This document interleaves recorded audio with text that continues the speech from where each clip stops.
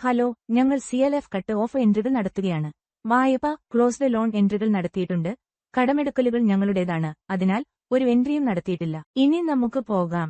ഇവിടെ എന്റെ തുക 8,25,000 എന്ന് കാണിക്കുന്നുണ്ട്, അതും തുല്യമല്ലാത്ത തുകയ്ക്ക്. പൊരുത്തപ്പെടാത്ത തുക നിങ്ങൾ കാണുകയാണെങ്കിൽ, ആദ്യം നിങ്ങളുടെ കട്ട് ഓഫ് ഫീസ് പരിശോധിച്ച് തുക നൽകുന്നതിൽ എന്തെങ്കിലും തെറ്റ് സംഭവിച്ചിട്ടുണ്ടോ എന്ന് നോക്കണം. അപ്പോൾ എന്റെ തുക 8,25,000 എന്നാണ് കാണിക്കുന്നത്. ഞാന് ബാങ്ക് എൻട്രി പരിശോധിച്ചു. ബാങ്ക് പാസ്ബുക്ക് അപ്ഡേറ്റ് ചെയ്യാത്തതിനാല് എന്റെ ബാങ്ക് അക്കൗണ്ടില് കുറച്ചു തുക മാത്രമേ രേഖപ്പെടുത്തിയിട്ടുള്ളൂ. ഇക്കാരണത്താൽ അവിടെ ചില പൊരുത്തക്കേടുകൾ സംഭവിച്ചിട്ടുണ്ട്. എന്റെ ബാങ്ക് പാസ്ബുക്കിലുള്ള തുക ഏകദേശം 10 ലക്ഷമാണ്. ഞാനത് എൻറർ ചെയ്യും. നമുക്ക് അത് എഡിറ്റ് ചെയ്യാം. ഏത് എൻട്രിയും ഇല്ലാതാക്കാം. നമുക്ക് ബാങ്ക് അക്കൗണ്ടിൽ ക്ലിക്ക് ചെയ്യാം.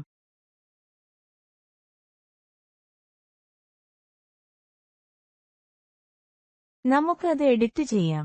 ഞങ്ങളുടെ ബാങ്ക് പാസ്ബുക്കിൽ 10,55,000 രൂപ രേഖപ്പെടുത്തിയിട്ടുണ്ടെന്ന് കാണിക്കുന്നു.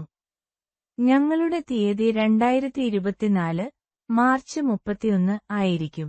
ഞങ്ങളുടെ ബാങ്ക് ബാലൻസ് അപ്ഡേറ്റ് ചെയ്തിട്ടുണ്ട്. ഇനി നമുക്ക് ബാങ്കിലേക്ക് പോകാം.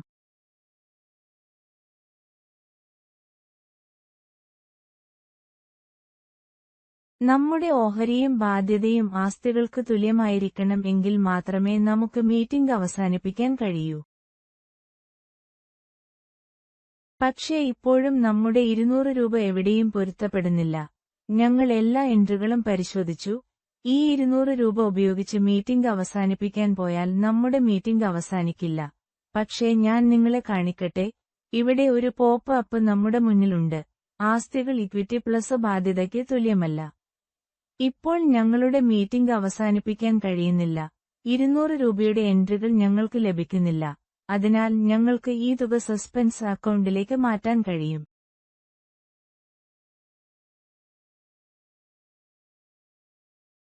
ഞങ്ങളുടെ തുക സസ്പെൻസ് അക്കൗണ്ടിലേക്ക് ട്രാൻസ്ഫർ ചെയ്തിട്ടുണ്ട്. എന്നാൽ ഒരു സാമ്പത്തിക വർഷത്തിനുള്ളിൽ ഈ 200 രൂപയുടെ അക്കൗണ്ടിൽ ഞങ്ങൾക്ക് നഷ്ടപ്പെട്ട എൻട്രി നൽകേണ്ടിവരും. അത് ഇവിടെ സ്ഥിര ആസ്തികളിൽ നമുക്ക് കാണാൻ കഴിയും.